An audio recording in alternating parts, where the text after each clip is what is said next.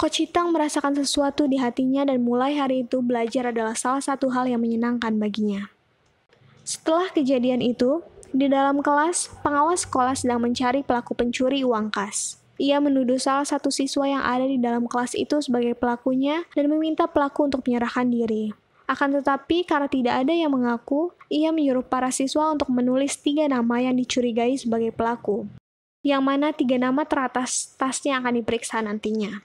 Sikap tersebut dicoba ditentang oleh Xiao, Coach Chitang, bahkan Shen Chiai.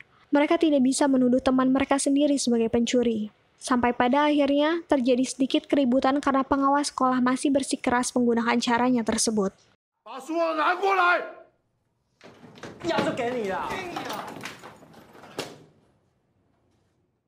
Atas kejadian itu, Shen Chiai, Coach Chitang, dan yang lainnya mendapatkan hukuman di luar kelas. Itu adalah hukuman pertama bagi Shen Chiai. Ia menangis dan kecantikannya secara alami pun muncul.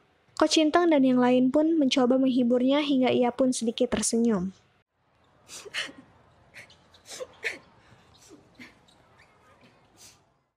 Tak terasa, hari kelulusan pun tiba. Shen Chiai yang merupakan siswi berprestasi memberikan sambutan dalam acara tersebut. Kata-kata yang menyentuh dan mengharukan mengenang masa-masa selama di sekolah diucapkan. Semua siswa dan siswi mendengarkan, ada yang bersedih dan ada juga yang terharu bahagia. Seusai memberi sambutan, Awei menanyakan kepada Shen Chiai, apakah dari kelima pria yang menyukainya itu, apa ia sudah menentukan pilihan? Dan Shen Chiai pun menjawab,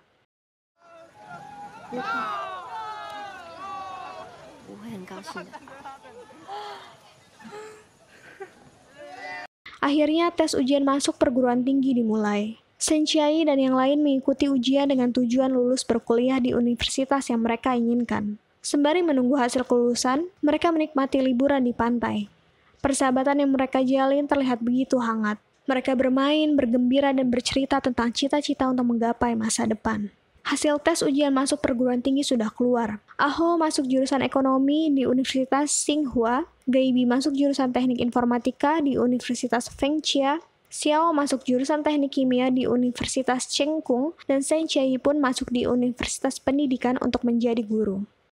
Di hari keberangkatan Shen Chiai, Coach Chitang menemuinya di kereta. Kedekatan mereka saat ini seperti hubungan tanpa status. Terlihat mereka saling menyayangi tapi belum ada ikatan yang pasti. Sebelum berangkat, Coach Chitang memberikan sebuah bingkisan kepada Shen Chiai dan mereka pun berpisah untuk sementara waktu. Semuanya berpisah untuk mengejar impian dan cita-cita yang diharapkan. Masa remaja mereka dibungkus dengan kenangan indah persahabatan.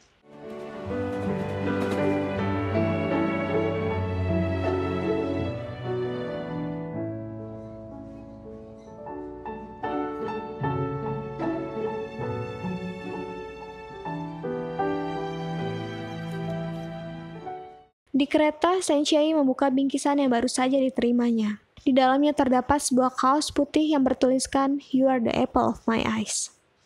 Sayangnya di antara mereka, Boci tidak lulus dan memutuskan untuk kembali mengikuti tes masuk universitas. Coach Chitang juga memulai babak baru dengan memasuki sebuah universitas. Di sana ia masih menjalin hubungan baik dengan Shen Chiai. Setiap malam ia selalu antri di depan telepon umum untuk dapat menelpon Shen Chiai. Mereka bermesraan satu sama lain tanpa adanya status hubungan yang jelas. Tak terasa, liburan semester pertama pun datang. Coach Chitang dan Shen Chiai menghabiskan liburan bersama. Di sana Shen Chiai juga menanyakan apakah Coach Chitang benar-benar menyukainya, karena menurutnya dirinya yang Coach Chitang lihat selama ini sangatlah berbeda dibandingkan dengan Shen Chiai yang sebenarnya. Ia berpikir bahwa ia adalah gadis yang berantakan, sehingga alangkah baiknya jika Coach Chitang memikirkan kembali apa ia benar-benar menyukainya atau tidak. Hal tersebut membuat Coach Chitang merasa bingung dan takut jika Shen Chiai ternyata tidaklah menyukai dirinya. Di samping itu, mereka berdua juga menerbangkan sebuah lampion. Mereka menuliskan permintaan mereka masing-masing. Di sana Coach Chitang kembali mengungkapkan perasaannya. Dan Coach Chitang meminta Shen Chiai untuk tidak menjawab perasaannya karena ia takut untuk ditolak. Maka dari itu, biarkan ia terus mencintainya. Shen Chiai, 我很喜欢你，非常喜欢你，1000%，一定会追到你。你想知道答案吗？我现在就可以告诉你。拜托不要现在告诉我，请让我继续喜欢你。 Shin berpindah kembali ke asrama. Ko Chintang merasa ia perlu menunjukkan sesuatu kepada Sen Chiai agar ia terlihat keren dan menawan. Untuk itu, ia berencana untuk mengadakan pertarungan bebas untuk mencari siapa yang paling kuat di dalam asrama tersebut. Ia mengibaratkan dirinya seperti Bruce Lee, petarung idolanya. Ko Chintang dibantu teman-temannya mulai menyebarkan undangan pertarungan. Setelah itu, ia menghubungi Sen Chiai bahwa ia bermain dalam pertarungan tersebut. Tanpa diduga, bukannya senang, Sen Chiai ternyata tidak menyukai sikap dan keputusan Ko Chintang yang masih seperti kekanak-kanakan tersebut. Tidak seharusnya ia mengadakan pertarungan hanya demi sebuah ajang pembuktian. Hari pertarungan pun datang. Ko Chintang akan bertarung dengan seseorang yang ternyata adalah seorang atlet karate. Pada pukulan pertama, Ko Chintang berhasil menjatuhkan lawannya dan membuat hidungnya berdarah. Namun selanjutnya, Ko Chintang dihajar habis-habisan sampai membuatnya terkapar. Dalam kesakitannya, di antara kerumunan ia melihat Sen Chiai hadir melihat pertarungan tersebut. Semangatnya kembali bol, namun dalam satu tendangan, Ko Chintang terkapar dan membuatnya langsung dinyatakan kalah.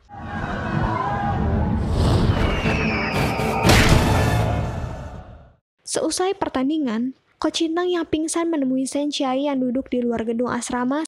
Ko Chintang terlihat sangat menikmati pertarungan yang ia lakukan, namun tidak dengan Sen Chiai. Di sana Sen Chiai menasihati Ko Chintang yang tidak habis pikir mengadakan pertarungan yang tidak ada manfaatnya sama sekali dan hanya akan membuatnya terluka.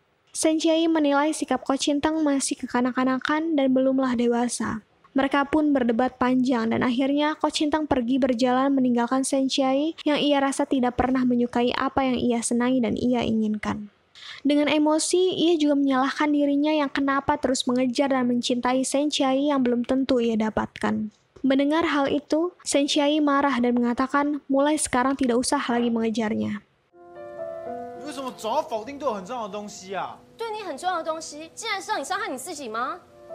对啊，我这幼稚才会追你这种努力用功读书的女生。我这幼稚，她帮你追你那么久。那你就不要追啦。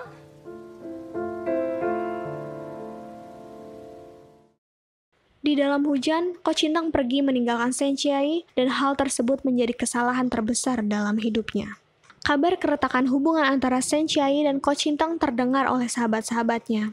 Mereka pun bergegas menuju ke Taipei, kota tempat Sen Chiai berkuliah untuk menemuinya, dengan harapan mampu mendapatkan hati Sen Chiai yang saat ini mungkin sedang patah hati. Dan di antara mereka, Ah-ho adalah orang yang beruntung karena dapat menemui Sen Chiai dengan segera dan langsung menyatakan perasaannya. Xiao yang sudah jauh-jauh datang dari Tainan untuk menemui Sen Chiai pun terkejut, melihat Sen Chiai telah bergandengan tangan dengan Ah-ho. Sen Chiai yang masih dalam kesedihan tidak bisa melupakan Ko Chintang sepenuhnya meskipun sekarang ia sudah bersama Ah-ho. Siang itu, saat ia dan Ah-ho sedang berada di sebuah kafe, ia melihat sepasang kekasih yang sedang bertengkar di luar. Gadis itu mencoba meyakinkan kembali pasangannya dan akhirnya mereka kembali bersama. Hal yang tidak dilakukannya sewaktu bertengkar dengan Ko Chintang dulu. Antara penyesalan dan kebahagiaan tercampur dalam raut wajahnya. Seharusnya ia juga melakukan hal yang sama waktu itu.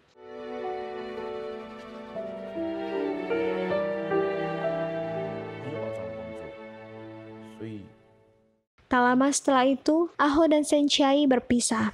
Sen Chiai merasa tidak ada kecocokan di antara keduanya.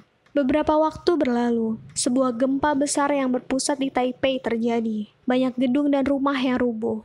Ko Chintang yang saat itu juga merasakan besarnya kekuatan gempa, langsung mengkhawatirkan Sen Chiai. Ia mencoba menelpon untuk mengetahui kondisinya, tapi tidak bisa karena sinyal komunikasi yang tiba-tiba menjadi sangat jelek sekali. Ko Chintang terus mencari sinyal dan menghubungi kembali. Setelah terhubung, mereka sedikit mengobrol. Ko Chintang menanyakan keadaan Sen Chiai apa baik-baik saja atau tidak. Mereka juga sedikit membahas kenangan masa lalu mereka meskipun sudah tidak bersama. Di sana, Sen Chiai ternyata juga sudah memiliki pasangan baru yang saat ini sudah kembali mengisi hatinya yang sempat kosong. Dengan sedikit bernostalgia tentang hubungan mereka yang indah dulunya, Ko Chintang berharap hubungannya seperti berada di dunia paralel dengan Sen Chiai. Dunia yang berkebalikan dengan dunia mereka saat ini. Ia berharap di dunia itu mereka dapat bersama bahagia. 沈佳宜，你相信有平行时空吗？也许是在那个平行时空里，我们是在一起的。真羡慕他们啊！谢谢你喜欢我。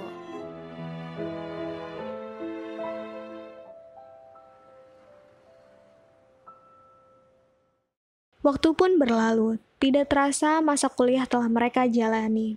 Setelah lulus, Ko Chintang memulai menulis blog hariannya. Xiao mendapatkan pekerjaan sebagai seorang sales kendaraan, Gaby bekerja sebagai penjaga perpustakaan, Aho bekerja sebagai sales asuransi, sedangkan Bochi berangkat ke Amerika untuk melanjutkan kuliah S2-nya.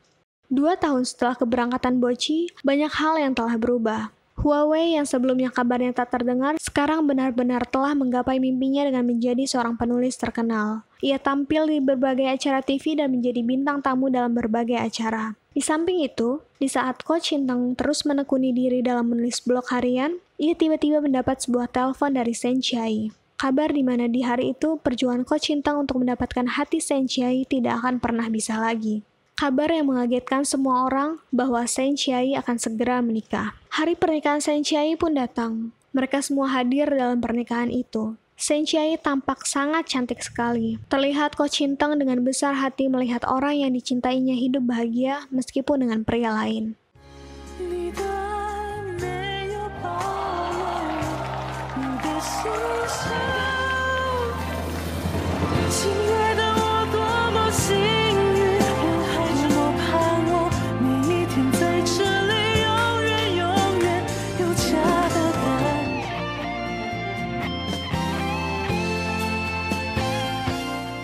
Pada saat sesi foto bersama, Gaby meminta izin kepada pengantin pria untuk dapat mencium Shen Chiai karena mereka adalah sahabat baik. Namun pengantin pria malah memberi syarat dengan mereka harus mencium pengantin pria terlebih dahulu sebelum mencium Shen Chiai.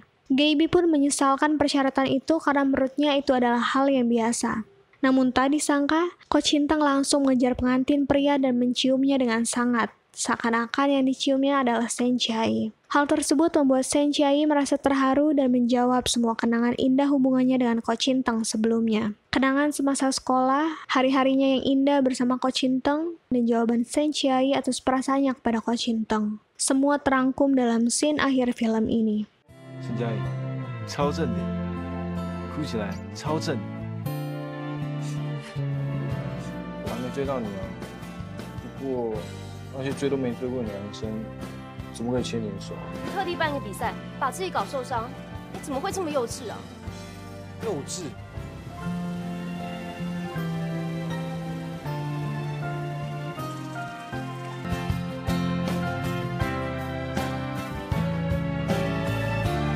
对不起，是我太幼稚了。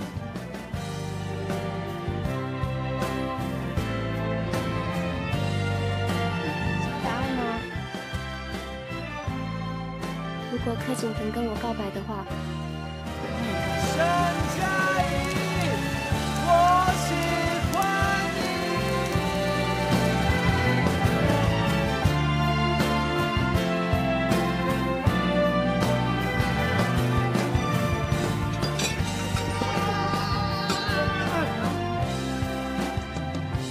那我就继续幼稚下去喽。